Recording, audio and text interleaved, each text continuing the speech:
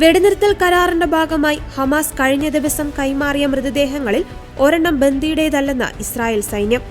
2023 October 7 ഇസ്രായേലിലേക്ക് കടന്ന് Hamas ബന്ദികളാക്കിയ Bibas കുടുംബത്തിലെ 33-കാരി ഷിറി ബിബാസിന്റേതെന്ന് അവകാശപ്പെട്ട് ഹമാസ് തിരിച്ചയച്ച മൃതദേഹം ഷിറിയുടേതല്ലെന്ന് പരിശോധനയിൽ വ്യക്തമായതായി ഇസ്രായേൽ സൈന്യം പറഞ്ഞു.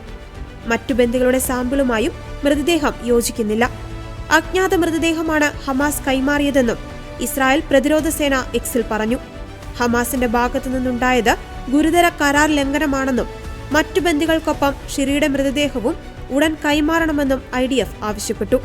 ഇക്കാര്യത്തിൽ ഹമാസ് ഇതുവരെ പ്രതികരിച്ചിട്ടില്ല. അതേസമയം ഇന്നലെ കൈമാറിയ 4 മൃതദേഹങ്ങളിൽ 2 എണ്ണം ഷിറിയുടെ മക്കളായ ഏരിയലിന്റെയും കിർഫിന്റേതുമാണെന്ന് സ്ഥിരീകരിച്ചിട്ടുണ്ട്. ഏരിയലിന് 4-ഉം കിർഫിന് 10 മാസവും പ്രായമുള്ളപ്പോഴാണ് അവർ കൊല്ലപ്പെട്ടിട്ടുള്ളതെന്ന് IDF അവകാശപ്പെട്ടു.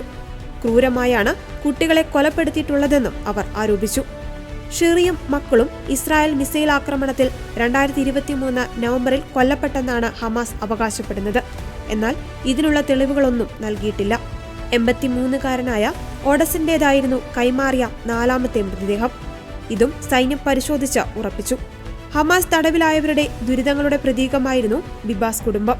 ഷിറിയുടെ ഭർത്താവ് യാർദൻ ബിബാസിനെ 484 ദിവസത്തിന് ശേഷം വിട്ടയച്ചിരുന്നു. ബോഡി വിട്ടു നൽകുമ്പോഴും അതൊരു ആഘോഷമാക്കി മാറ്റുവാനായിരുന്നു ഹമാസിന്റെ ലക്ഷ്യം. ജനുവരി 19 പ്രാബല്യത്തിൽ വന്ന വെടിനിർത്തൽ കരാറിന്റെ ഭാഗമായി ബന്ദികളുടെ മൃതദേഹങ്ങൾ കൈമാറണമെന്ന് കരാറുണ്ടായിരുന്നു. ഈ ഘട്ടത്തിൽ 8 മൃതദേഹങ്ങളാണ് ഹമാസ് കൈമാറേണ്ടത്. വെടിനിർത്തലിന്റെ 1.5 മാസം പിന്നിടുമ്പോൾ ഏകദേശം 1900 തടവുകാർക്ക് 33 ബന്ദികളെ കൈമാറുവാൻ ഇരുപക്ഷവും കരാറിന്റെ ഭാഗമായി സമ്മതിച്ചിരുന്നു. 2ാം ഘട്ടം ആരംഭിക്കാനിരിക്കെ അന്താരാഷ്ട്ര മനുഷ്യാവകാശ ലംഘനങ്ങളാണ് ഹമാസിന്റെ ഭാഗത്തുനിന്നും ഉണ്ടായിരിക്കുന്നത്. നിലവിൽ 28 ബന്ദികളെയും 1000-ലധികം തടവുകാരെയും കൈമാറിയിട്ടുണ്ട്. ഒക്ടോബർ 7 ബന്ദികളാക്കിയ 66 പേർ ഇപ്പോഴും ഗാസയിൽ തടവിലാണ്.